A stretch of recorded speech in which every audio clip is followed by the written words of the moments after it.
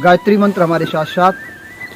ओम भूर्भुवस्वः तत्सवितुर्वरेण्यं भर्गो देवस्य धीमहि धियो यो नः प्रचोदयात्। उस प्राण स्वरूप दुखनाशक, श्रेष्ठ तेजस्वी पापनाशक देव स्वरूप परमात्मा को हम सब अपनी अंतरात्मा में धारण करें और वह परमात्मा हमारी बुद्धि को सन्मार्ग में प्रेरित करे। इन्हीं भावों के साथ प्रस्तुत है आपके समक्ष एक दिव्य कविता के स्वर। ये कविता आप तक एक संदेश पहुंचाना चाहती है, जिसमें आप जानेंगे कि किस व्यक्ति के हमें चरण स्पर्श करने चाहिए और किस व्यक्ति के, सबसे विशेष बात यह है कि किस व्यक्ति के हमें पैर किस स्थिति में नहीं छूने चाहिए और किसके पैर नहीं छूने चाहिए। हमारी संस्कृति में सम्मान सबसे महत्वपूर्ण स्थान रखता है। यदि हमें कोई प्यार देता है तो हमें भी उसके लिए प्यार को बिना सोचे समझे परोसना चाहिए। यदि कोई हमारा सम्मान करता है तो हमारा प्रथम धर्म यह है हम भी सम्मान करें। आइए इस कविता के माध्यम से हम जानेंगे कि सम्मान के ही एक बिंदु को, जिसमें चरण स्पर्श हमारी भारतीय संस्कृति का प्राण है, चरण स्पर्श किए जाते हैं माता पिता गुरुजनों के, बड़ों के, तो किस प्रकार से हमें चरण स्पर्श भी करने चाहिए और किस जगह हमें चरण स्पर्श नहीं करने चाहिए, ये हमारी ये कविता आपके समक्ष कुछ बिंदुओं को दृष्टिगोचर करेगी, जिससे आप अब आज तक अनभिज्ञ हैं, जिसकी जानकारी आप सबको नहीं है।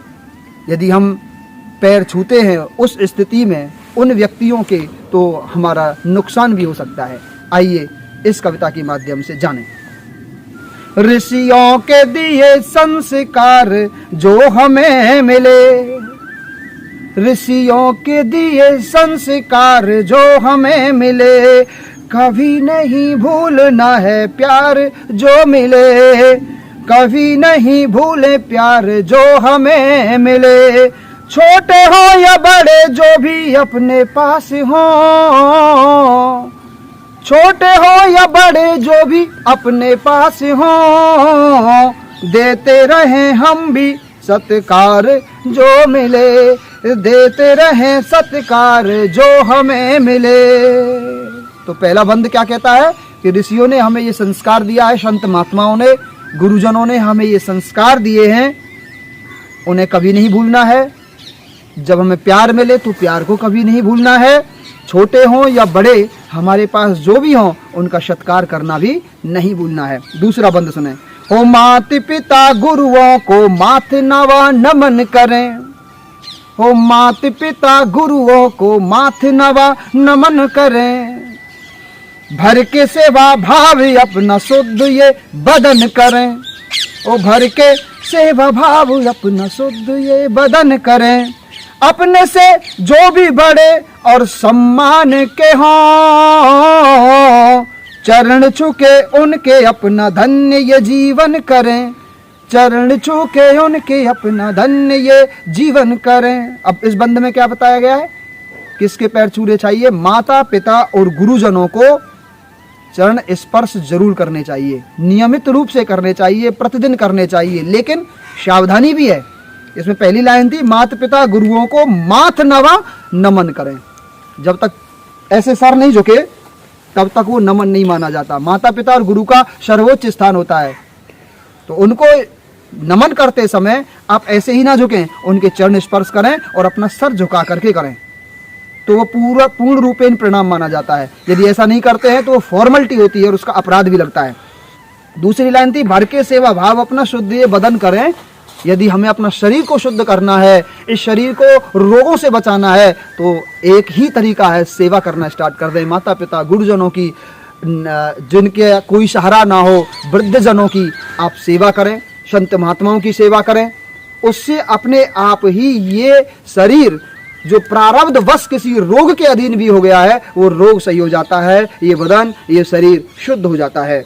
अपने से जो भी बड़े और सम्मान के हों, जो भी सम्माननीय है, अपने से बड़े हों, चरण छू के उनके अपना धन्य जीवन करें, अपना जीवन जरूर धन्य करें उनके चरण स्पर्श करने से। अगला बंद, सावधान हो के सुनो इनके चरण छूना नहीं।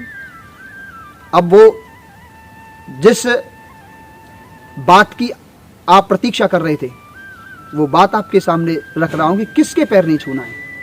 हो सावधान हो के सुनो, इनके चरण छूना नहीं, छू के तो दरिद्र होंगे फिर मुझसे कहना नहीं। यानी इनके चरण छू लिए ना तो दरिद्रता भी आती है, गरीबी आती है, तो इसलिए इनके चरण मत छूना। और फिर ऐसा हो जाए तो फिर मुझसे मत कहना बताया नहीं था, क्योंकि ये पारस प्रज्ञा चैनल ऐसा है जिसमें कुछ अनछुए पहलुओं को आप तक पहुंचाने का धर्म निभाता है। जिनकी आपको अभी तक नॉलेज नहीं है वो सारी बातें इस YouTube चैनल के पारस प्रज्ञा पटल पर आपको प्राप्त होंगी। देखते रहें, जुड़े रहें।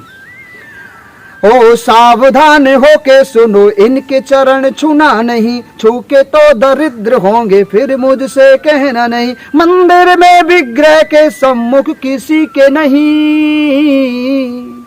मंदिर में विग्रह के सम्मुख किसी के नहीं। पति छू के पत्नी के घर को करे सुना नहीं, घर को करे सुना नहीं, घर को करे सुना नहीं।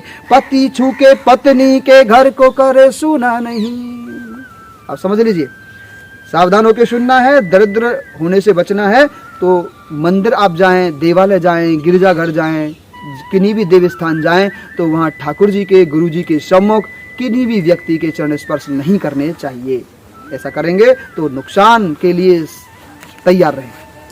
और अंतिम लाइन तो बहुत दिव्य है, पति छू के पत्नी के घर को करे छूना नहीं। उनके घरों में ही सूनापन आता है, उनके घरों में किलकारियां नहीं गूंजती हैं। कई लोग कहते हैं साहब पता नहीं बांझपन है क्या है, औलाद नहीं होती है, पुत्र सुख से वंचित हैं। वो सूनापन, वो दरिद्रता का कारण क्या है? कभी कभी पति से पत्नियां अपने चरण स्पर्श करा लेती हैं। ये बड़ा नुकसान है। आप जानते हैं लक्ष्मी जी लक्ष्मी क्यों हैं? क्योंकि वो भगवान विष्णु के हमेशा चरण दबाती रहती हैं। ये बड़ा दिव्य आधार बता रहा हूं आप सबको। यदि आपको इसका वैज्ञानिक तथ्य जानना है, अन्य चीजों को समझना है, तो मेरे पारस प्रज्ञा चैनल देखते रहिए और बहुत सारे ऐसे अनछुए पहलू आपको आपके समक्ष प्रस्तुत होंगे जरूर। पति छू के पत्नी के घर को करे छूना नहीं। अगला बंद देखिए, कभी नहीं लौटते शमशान से है, साले साली छोटे भाई रहना जो शान से है। मामा के भांजे और भांजे के मामा जी, मामा के भांजे और भांजे के मामा जी, गलती करते अब तक अनभिज्ञ परिणाम से हैं। अब समझिए, कभी नहीं लौटते शमशान से हैं। यदि कोई व्यक्ति शमशान से आ रहा हो या शमशान जा रहा हो तो ऐसी स्थिति में चरण स्पर्श नहीं करने चाहिए, चाहे कोई भी है। साले साली, साला हो या साली हो, छोटा भाई हो, उसके भी चरण स्पर्श नहीं करने चाहिए। रहना जो शान से है, इससे शान भी घट जाती है। ये तो छोटी सी बात है जो आप भी जानते हैं, शान घटती है और शान पर बट्टा लगे तो ऐसा काम नहीं करना चाहिए। अंतिम इस बंद की अंतिम लाइन में क्या कह रही है? मामा के भांजे और भांजे के मामा जी। मामा को भांजे के चरण स्पर्श नहीं करने चाहिए, ये भी नुकसान की जड़ है। और भांजे के मामा जी, मामा के भांजे, और मामा के चरण भांजे भी ना करे। यानी मामा अपने भांजे से अपने चरण स्पर्श नहीं कराए। हमारे ब्रज में तो भांजे को भगवान श्री कृष्ण का स्वरूप माना जाता है, इसलिए भी अपराध लगता है। और गलतियां अब तक कर रहे हो तो छोड़ दें, क्योंकि अभी तक परिणाम से आप अनभिज्ञ थे। इस बंद के माध्यम से आप तक ये जानकारी पहुंचानी थी, मेरा फर्ज था, वो मैंने पहुंचाई है। दुष्ट की हर दुष्टता का तीखा जवाब मिले। यदि कोई दुष्ट व्यक्ति है, किसी की कोई सुनता नहीं है, समाज की, परिवार की, बड़ों की मानता ही नहीं है, एक तो कुछ जानता नहीं है और किसी की मानता नहीं है, ऐसे व्यक्ति को भी सम्मान ना दें, ऐसे व्यक्ति को भी के भी चरण स्पर्श ना करें। क्या करना है? उसको तीखा जवाब देना है बस। ओ दुष्ट की हर दुष्टता का तीखा जवाब मिले, समय वो अब नहीं रहा कांटों में फूल खिले। कांटों में फूल खिलना प्रकृति की देन है, लेकिन आज वो समय नहीं रहा। कांटों के साथ हम कांटों को फूल परोस करके सम्मान व्यक्त करें, कांटों की भाषा में ही उत्तर दें। अहंकार में हो चोरी उसको क्या नमन करें। जो अहंकारी है, अभिमानी है, उसको कुछ नमन नहीं करना है। सज्जन से देर ना हो भुला लीजिए गिले। और यदि सज्जन कोई व्यक्ति है, यदि उससे गिला शिकवा कुछ हो गया है तो देर मत लगाइए, उससे गिले शिकवे बुलाइए, उसे अपना मित्र बनाइए, सज्जन व्यक्ति को। अंतिम बंद देखिए, ओ बेटी से पैर पिता भूल कर भी ना छुआ, बेटियों से तो भूल कर भी कोई पिता चरण स्पर्श ना करा ले। हो बेटियों से पैर पिता भूल कर भी ना छुआ, भाग्य से मिलती है इन देवियों की दुआ। सोते हुए कोई भी बस चरणों में बैठना है, पारस जो राम भवे, पारस जो राम भजे भव से वो पार हुआ, पारस जो राम भजे भव से वो पार हुआ, पारस जो राम भजे राम भजे राम भजे भव से वो पार हुआ। बेटी से पैर पिता कभी ना छुआए, ये देवियों की दुआएं मिलती हैं, ये देवियां हैं साक्षात। सोते हुए के कभी भी कोई भी व्यक्ति है उसके चरण स्पर्श नहीं करने, कोई सो रहा हो उसके चरणों में बैठ जाना, इंतजार करना है। और अंतिम लाइन कहती है, मैं पारस आपसे निवेदन करता हूँ आप राम नाम स्मरण करते रहिए, यदि भवसागर से पार जाना है। मेरे साथ बोलिए, जय श्री राम, जय श्री राधे।